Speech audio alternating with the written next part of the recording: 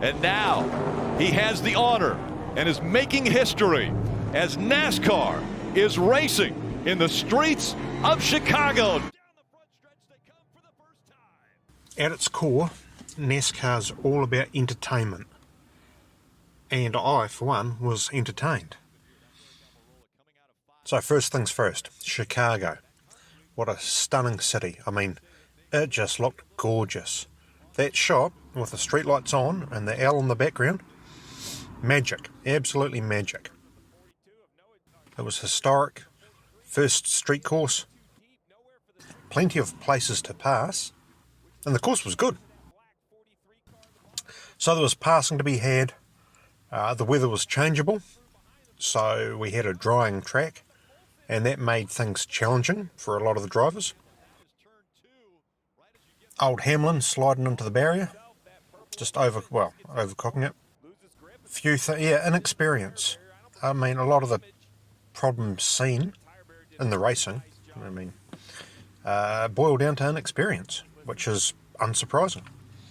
What did we have? We had Eric Jones. I mean, what was he doing? Like, honestly, wet track, offline, and deep. And I mean, the only pleasing thing about that was that the outcome wasn't any worse.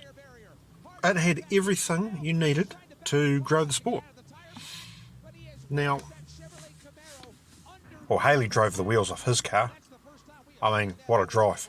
It was just it was an all-round good drive from him. Chase Elliott, another one who had a great drive. We've got Bubba Wallace that backed his car into the corner. I don't know if it was a brake bias problem or he just cocked it up, but I thought it was unnecessary, especially at that stage in the race.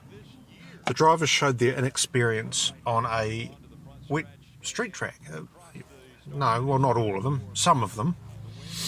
So some of the drivers were impatient, made some poor decisions.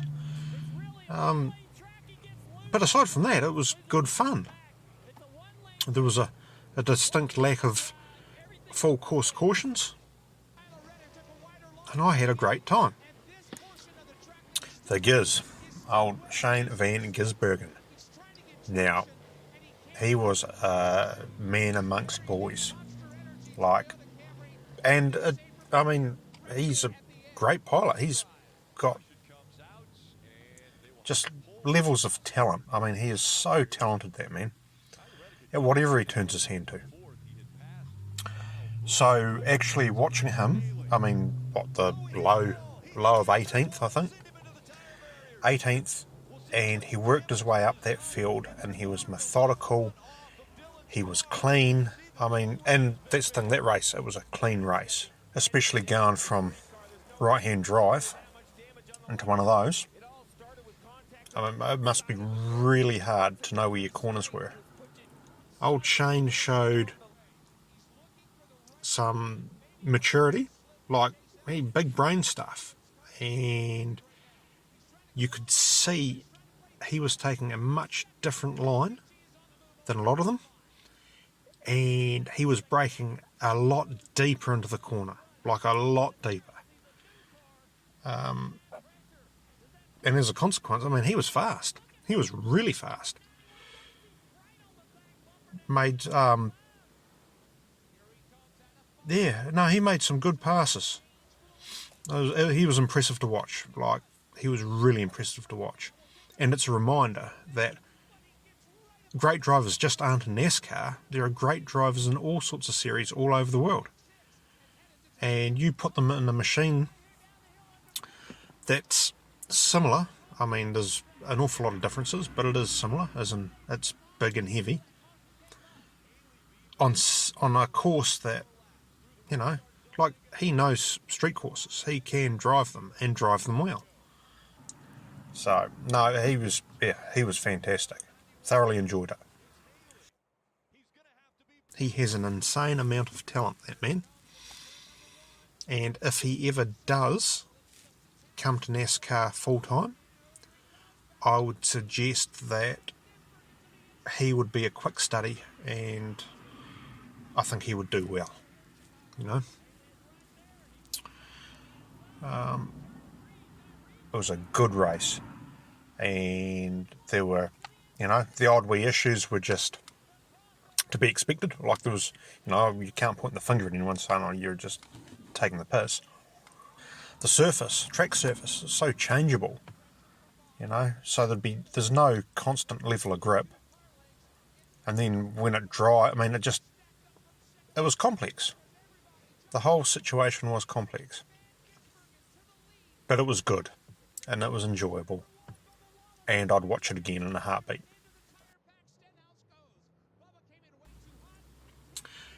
There was plenty of passing. The traffic jam. I mean, the traffic jam was inevitable, and low speed, no damage, just, you know, it is what it is. Restart order, I probably wasn't a fan of. I thought it could have been handled a bit better. There were some people that were really hard done by. But like most things in life, there are always going to be winners and losers. I see after Eric Jones's, after his wee mistake, his wee incident, he finished in 16th, which for him is probably a good day out. Like you know, after that you wouldn't sniff at it, would you? So what do we have? We had Gisbergen first. Then it was Haley from Elliott, then Larson and Bush. There's the top 5.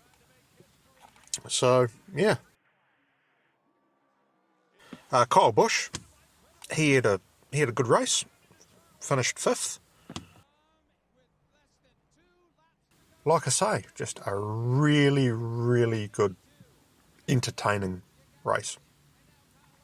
And I think it was well worth the punt from NASCAR to take it to Chicago.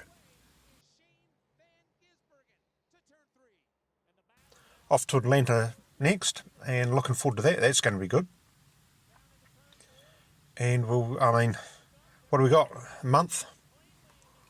Running up to the, just over a month until the playoffs?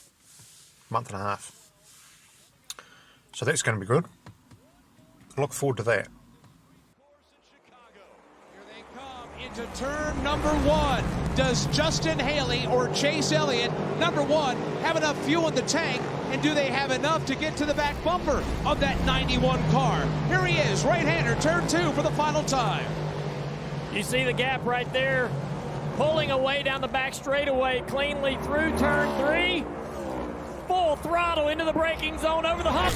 A lock up by the 31 back there. Gisbergen through 4, through 5. Smoothly onto the throttle. Good corner exit. Headed back to you. He will swing wide out of 5. He'll set up and go right to the middle of the racetrack and go driver's right now. Hard braking, downshifting. He's going to drive it in way deep, and he'll pull away from Haley even more. He'll lead turn 6 downhill to Michigan Avenue for the final time this evening in Chicago. Trackhouse racing drivers have been part of huge and great memories from Chastain to Martinsville to this. It's not over yet, but it's really close.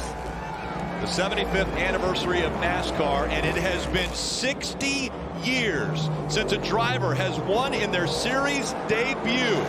Well, through turn 11, Shane Van Gisbergen has been perfect.